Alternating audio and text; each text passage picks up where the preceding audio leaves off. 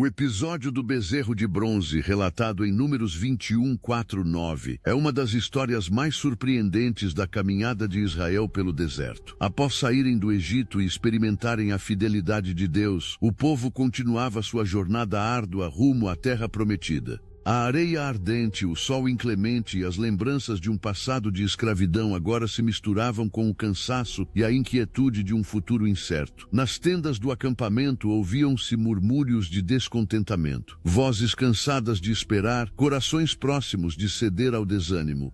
Era um tempo em que a fé dos filhos de Israel seria provada como nunca antes. Por que nos tiraste do Egito para morrermos neste deserto? Perguntavam alguns, o rosto endurecido pela fome. Não há pão, não há água, e este alimento leve já nos enjoa. Moisés, perplexo, sentia o peso de cada reclamação. O homem que outrora vira o mar se abrir agora enfrentava a ingratidão de um povo que parecia ter esquecido os milagres de ontem. À noite, à beira de sua tenda, ele orava em silêncio. Senhor, como poderei conduzi-los sem a tua presença? Se desviarmos o olhar de ti, pereceremos antes de chegar ao fim. Foi então que veio o juízo. Serpentes ardentes começaram a invadir o acampamento. Ágeis, silenciosas, emergiam da areia e picavam os desprevenidos. O medo tomou conta das famílias. Gritos de dor ecoavam no deserto. Meu filho, ela mordeu meu filho, clamava uma mãe ajoelhada junto ao corpo febril do menino. O veneno se espalhava rápido e muitos tombaram. A alegria dos mananciais havia cessado. O deserto, antes apenas árido, agora se tornava um lugar de luto e arrependimento. Moisés observava, consternado. Viu líderes, guerreiros e mães chorando. E finalmente algo aconteceu. As mesmas vozes que antes murmuravam começaram a clamar por perdão. Um grupo de anciãos veio ao encontro do profeta. Pecamos contra o Senhor e contra ti, disseram as mãos erguidas em súplica. Roga ao Senhor que tire de nós estas serpentes.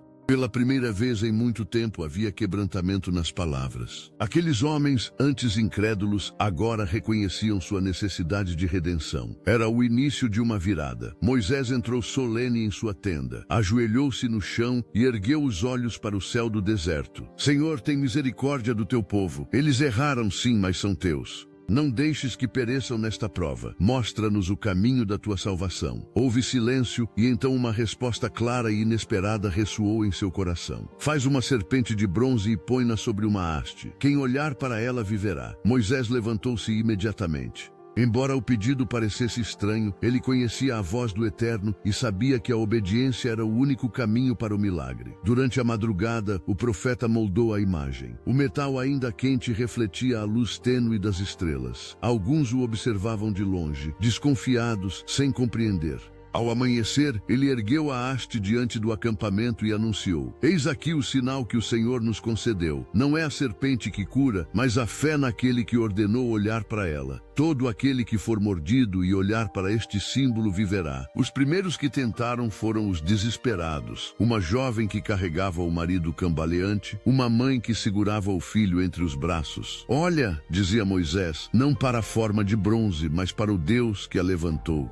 O homem abriu os olhos, fitou o brilho metálico e, num instante, o calor febril do veneno cedeu. Ele respirou fundo e chorou. Estou curado, gritou. E o milagre se espalhou como fogo entre as tendas. Um após outro, os doentes olhavam e eram restaurados. O deserto inteiro se encheu novamente de vida. Naquela noite, sob o manto estrelado, muitos refletiam em silêncio. Um pai perguntou ao seu filho: como pode algo tão simples salvar-nos? E o menino, que vira sua própria mãe ser curada, respondeu: porque Deus não quer que façamos algo impossível. Ele quer apenas que confiemos. Palavras infantis, mas cheias da verdade que o povo esquecera. A cura viera pela fé e a fé nascera da obediência. Moisés, distante, olhava para o horizonte e compreendia. O bronze elevado apontava para algo ainda maior, um sinal de redenção futura. Deus já mostrava ali mesmo o propósito de sua misericórdia: salvar pela fé, não pelas obras. Os dias seguintes foram diferentes. O murmúrio cessou e o som que agora ecoava era o de cânticos e orações. Famílias que haviam perdido entes queridos aprendiam a agradecer pelo dom da vida.